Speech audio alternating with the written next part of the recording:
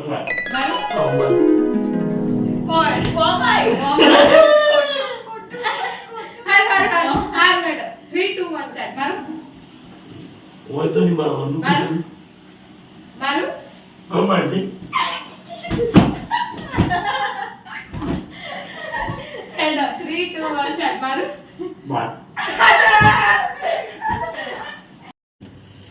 Guys good morning, Har Har Mahadev. સ્વાગત છે મારા નવા બ્લોગમાં.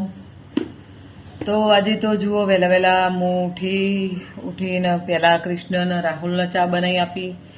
મારી ચા બનાવું, મારી ચા પીવું, બ્રશ કર્યો, ગરમ પાણી વહેલા કર્યું હતું, પીધું, બાથરૂમમાં ગયા. પછી હવે જુઓ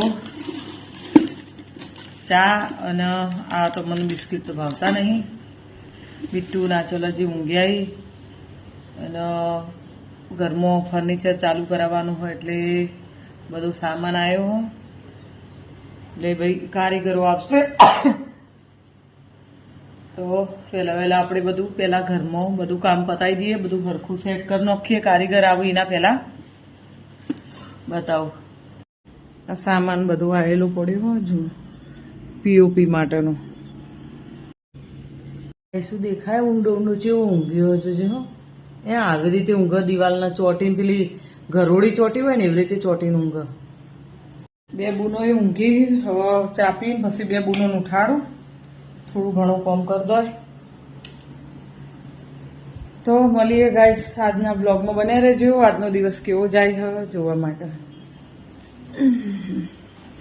મને નાચલનો બે નહીં આવડે એવો જાતે શીખી દેવાનું ગરજ ના રહી. આ તો શીખેલું છે. આ તો થાળી લાવી, આ તો થાળી લાવી બેટા,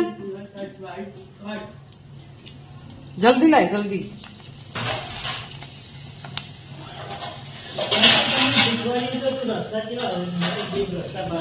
મરી ગઈ એવું હો બાપા. આ ચાલ આ રાહુલ ને એવું શીખેલા છે તો જોજો કેવું હોય. છોકરો કિશોરા જેવડો અંદર પડેલો તેથી જેવું તો એવું થાય એટલે બીક લાગે.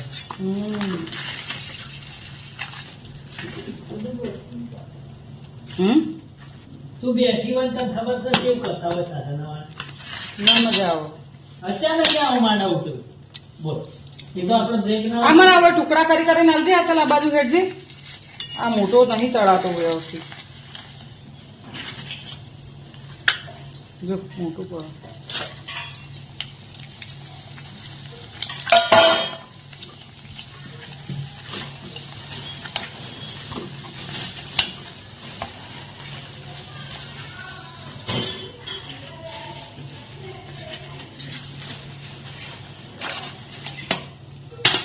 તો કઈ મસ્ત મસ્ત બનાવી મિક્સ દાળ તપેલામાં, બાજરીનો રોટલો, ઘી છે, રોટલી છે.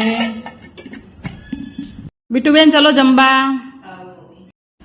તો ગાઈસ જુઓ અત્યારે ઘડિયાળમાં વાગ્યા છે રાતના 10:15 થયા.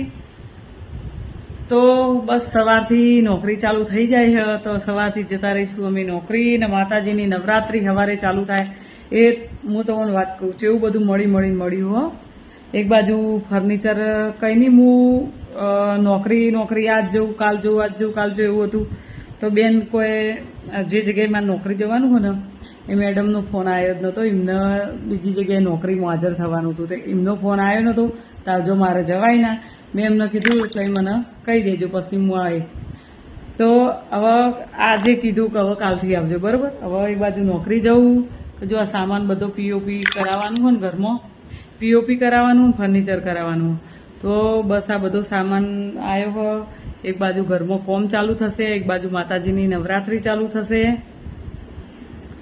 એવું થઈ ગયું બધે મુસીબતમાં. આટલી ઘરમાં હાવ ઘરમાં બેસી રહેતી હતી, કંટાળી જતી હતી, કંટાળી તો કશું હતું નહીં. અને હવે બધું એક હંગાત બધું ભેગું થયું. હવે કારણ કે પીઓપી કરવા ઘરમાં આવતા હોય, ઘરમાં ફર્નિચરનું કામ ચાલતું હોય એટલે થોડું હાજર રહેવું એ જરૂરી છે કે આપણે જેવું બતાવવું હોય એવું બતાવી શકીએ.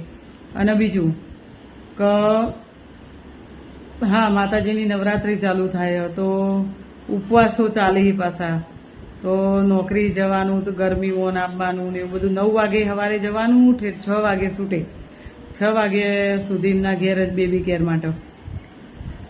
જોઈએ હવે ભગવાન માતાજી જેવું પાર પાડે એવું સાચું. હવે બીજું તો હું આટલું બધું ભરાઈ રહ્યું કોમ બતાવી દઈશું આગળ બ્લોગમાં જેવા દિવસો જોઈ. હું એકલું જ હું ખાલી એક જ વસ્તુ કહે કે આજનો દિવસ કેવો જ્યો તો તમારે પાછળ બધું જોઈ લેવાનું કે દિવસમાં શું શું થયું હોય એ બધું જોઈ લેજો. તો ગાઈસ જુઓ આ તો આજનો બ્લોગ. બસ આજ તો વહેલા ઊંઘી જવું હોય, કારણ કે સવારે વહેલા ઉઠી અને માતાજીના પૂજાપાઠ કરવાનું હોય, માતાજીનો કળશ મૂકી નવરાત્રિ ચાલુ કરવાની હોય એટલે 9 દિવસ માતાજીની આરાધના કરીએ, પૂજા કરીએ. માતાજી સૌનું સારું કરે, તમને પણ માતાજીના આશીર્વાદ મળ્યું, મારી ફેમિલીને અમને પણ માતાજીના આશીર્વાદ મળ્યું. માતાજીની હારી 9 દાડા ભક્તિ કરીએ. નોકરી જઈશું પણ પૂજા કરીને જોઈ અને આઈને પૂજા કરો એવી રીતે કરીશું. એટલે 2 હાચવી લેવું પડે. હવે 9 દાડા માટે તાર નોકરીની ના પડાય એવું બધું હોય. તો ગાઈસ બસ આ તો આજનો બ્લોગ. મળીશું બીજા બ્લોગમાં. ત્યાં સુધી બાય. Goodbye.